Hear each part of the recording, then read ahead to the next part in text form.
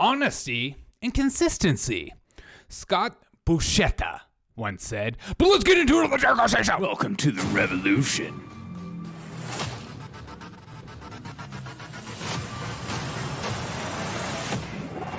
Come on. What's up, everyone? Thank you, Biden. He just hates whenever I start my podcast, and I don't blame him because I tend to go in on him a little bit. I just can't freaking help it. Let's read that quote one more time from Scott Buscetta. Relationships feed on credibility, honesty, and consistency. And what have we gotten from our politicians and our journalists is not that. Not credibility, honesty, and consistency. We've got mainly propaganda or little white lies, little gray area lies that make you feel good on the inside, or try to feed the narrative, whether it's on your left or right. It doesn't matter. I know everyone just says it's only a left issue, but let's be honest, it's a little bit of both.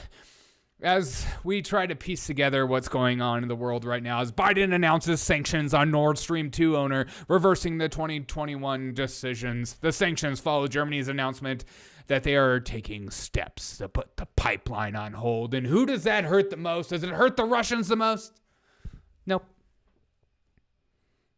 You want oil? We'll give you oil, but you pay at the price. Oh, I guess those people won't get their oil now, because as always, it hurts the people in the end, the little people that they don't care about. Is it the mega rich and the politicians that care about this? No, they're doing just fine. And then we go on to see what's going on in Ukraine as they have a dance competition. We dance, and we dance, and we dance. So Ukraine is taking this very seriously, depending on where you're at. As always, then we go on to hear what's going on in our White House. Speaking of credibility and honesty, let's listen to this question about Russia, because I don't know about you, but it seems like we're doing one thing, we're doing another. Everyone in the press is like, Biden is being so hard and difficult on Putin that it's pretty astounding. If it was Trump in the White House, we would have Putin would be welcomed into the United States. He would be invading United States. I've heard all kinds of insanity over the last few days. I don't know about you if you've been paying attention to the corporate press, as they've been pushing constantly this idea that if Trump was in the office, things would be different. And Biden is being very stern, harsh, so much so it's going to deter whatever is going to happen. But as we've seen and we're continuing to see, it seems like these sanctions aren't doing anything. It's just a narrative push to make you believe that we're being harsh on the Russians. But let's continue to listen. Instead, we'll just continue to push them off our currency onto someone else's currency, as always. So let's listen to what's going on in the White House right now. Do you think these sanctions will actually be a deterrent? Well, I think that is a decision for President Putin to make. Do you think these sanctions will be a deterrent? I think that's a decision for Putin to make. Makes no sense. Because if the sanctions worked so well, he wouldn't have a choice. It would be so crippling, it would stop him from all movement. He would go, oh crap, if I don't get rid of these sanctions, my entire economy is going to collapse. The Russian Empire is we're all going to die. We need to pull back now because these sanctions are everything. These sanctions are apparently up to Putin to decide whether they're working or not.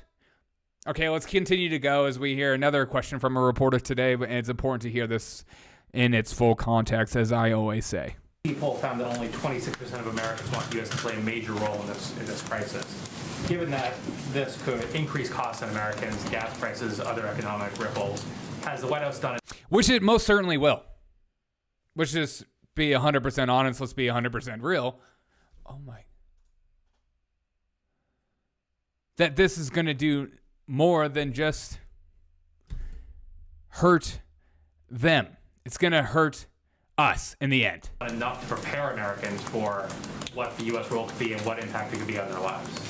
Well, this is very important to the president personally. It's why he gave remarks, delivered the remarks he did last week, and why he has spoken several times to provide updates to the American people over the last couple of days. Two pieces I would note that I think are very important as Americans are tuning in and learning more about this potential conflict, this conflict that's underway, I guess I should say, between Russia and Ukraine. One, the president has no intention of sending U.S. military or U.S. troops to fight in Ukraine. It is hard to know, because I don't think it was in your poll, how people assess what major involvement means, but that has not changed in terms of the president. Again, I just want to hear this question one more time because I think it's important to hear it in its full context because as always, you got to have a little bit of spin. I don't care who's in office, but there's always going to be a certain amount of spin. Well, this is very important to the president personally. It's why he gave remarks, delivered the remarks he did last week, and why he has spoken several times to provide updates to the American people over the last couple of days. Two pieces I would note that I think are very important as Americans are tuning in and learning more about this potential conflict, this conflict that's underway, I guess I should say, between Russia and Ukraine. One, the president has no intention of sending U.S. military or U.S. troops to fight.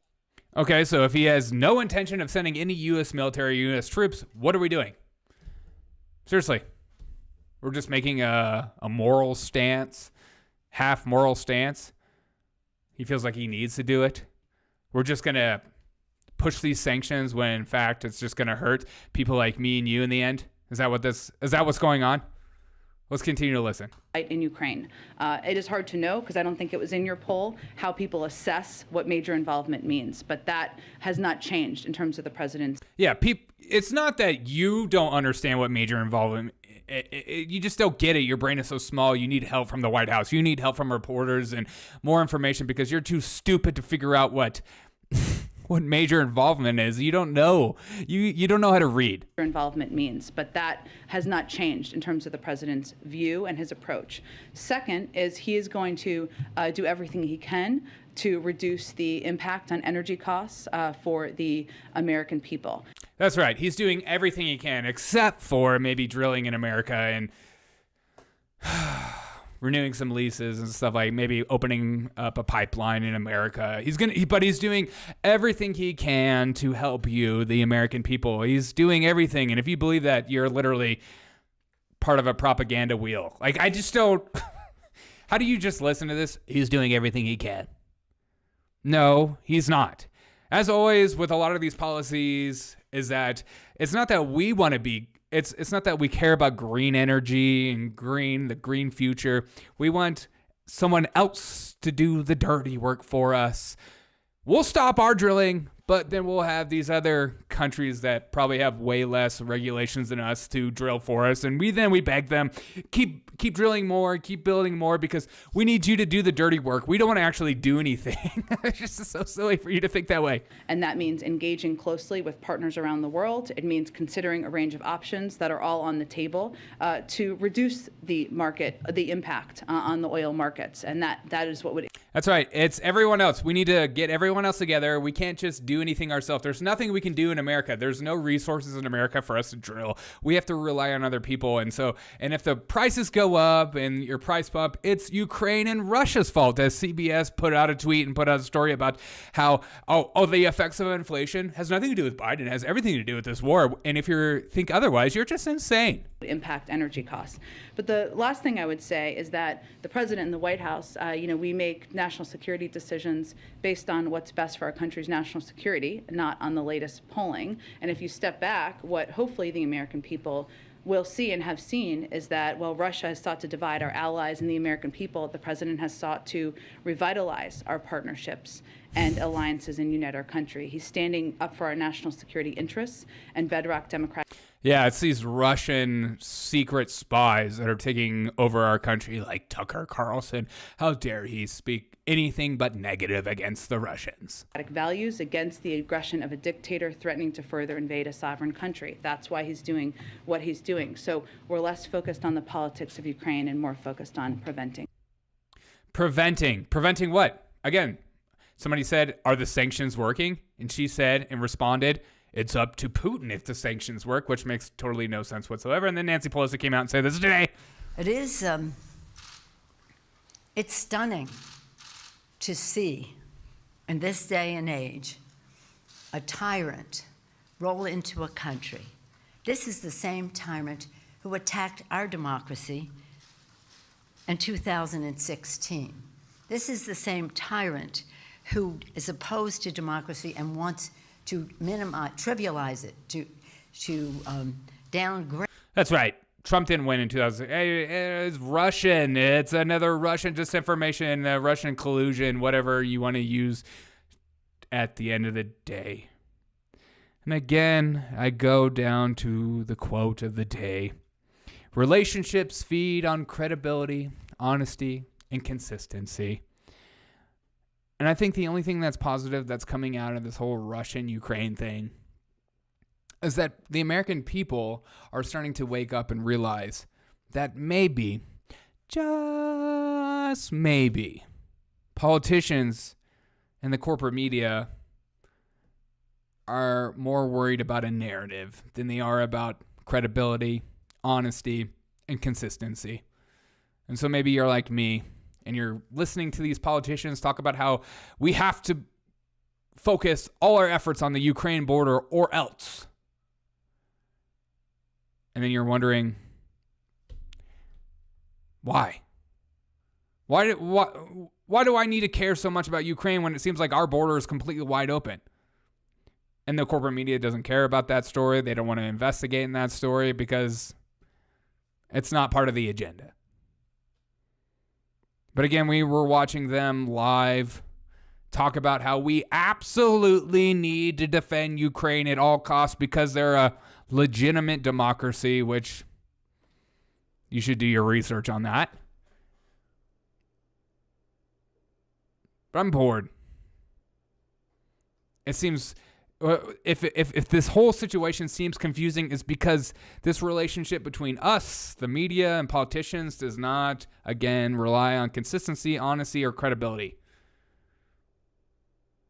If there was consistency, honesty, or credibility, we would just listen, and we would agree, and we would move on. And we would find out more information, and maybe we would come to the terms at the end of the day that, yes, we should invade or we should help Ukraine. But because of the information seems all over the freaking place, it's hard to judge, it's hard to gauge whether we should believe them or not. Because I'm confused. Well, you're confused because you're an idiot. I'm just like you. Are we supposed to be in there? I don't think so. Should I care that much when our inflation is insane? Again, these sanctions, you're going to feel the gas price soon. I know Biden's doing everything he can. And again, everything he can, that's a total lie. Everything he can, let's start drilling in America again. Let's be energy independent. Because if we're energy independent, we can do more things like put sanctions on Russia and stuff like that. Instead of relying on some of these crazy countries like Russia, China, Russia, to provide some of the things that we just don't want to get our dirty hands with. Because we're about green energy. We're green efficient. We'll have the Chinese dig the rare earth minerals for our iPhones. But we're green. We're all about green energy. Can you keep making those solar panels for us?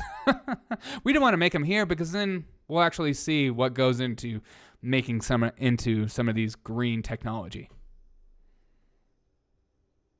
I've seen things about the Ukraine, about the neon that we're going to need for chip manufacturing. Makes sense why Russia is wanting to take over Ukraine. Because then while they're doing that, why wouldn't China just take over Taiwan? And then the whole chip manufacturing thing will be over. Because we aren't investing in ourselves. We don't want to actually rely on ourselves for being self-sufficient. We want other people to do the dirty work for us. So we can pretend like we're some kind of mega power. Which it's slowly seeming more and more likely we're not. As messages are confusing, the ideas of World War III seem somewhat likely, at the same time not, because Biden's not sending troops. I just don't understand what's going on. And again, the quote of the day is relationships feed on credibility, honesty, and consistency. And so don't be like these politicians. Don't be like the corporate media where they just want to push out narratives and want to fabricate this emotional response in you that you start to believe what they have to say, as opposed to just finding out for yourself.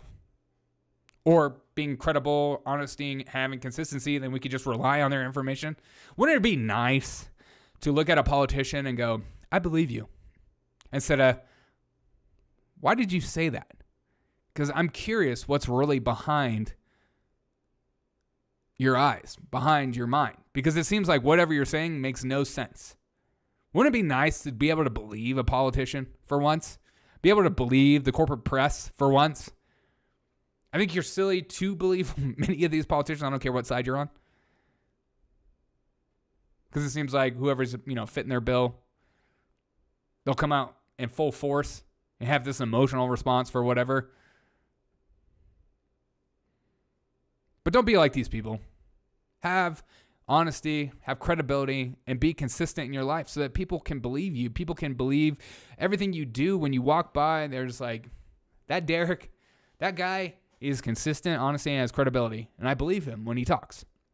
That's why people flog more towards independent journalists, independent people like myself, because why do I need to lie to you? In what way does that help me? In fact, it hurts me because I'm such a small channel. I mean, you would go, this guy's full of crap. I'm done. But them? They profit off of it. I don't profit off of lying. That would be so stupid, silly. It's not my thing. It's not who I want to be. That's why when I say I'm a channel, I'm trying to be a channel that's for the anti-fringe. I'm trying to be a channel that says, you know what? I don't know all the facts. I don't even want to put my mind in some box saying I will only believe this the rest of my life and there's nothing to change my ways. What a silly way to live. So don't be like these politicians. If you are, pull back. Reflect on yourself. Become a better person. Don't be like these politicians, the corporate media, who are relying on narrative to the point where you're like, I don't even know if I believe you anymore. You don't want to be like that. You don't want people to look at you and go,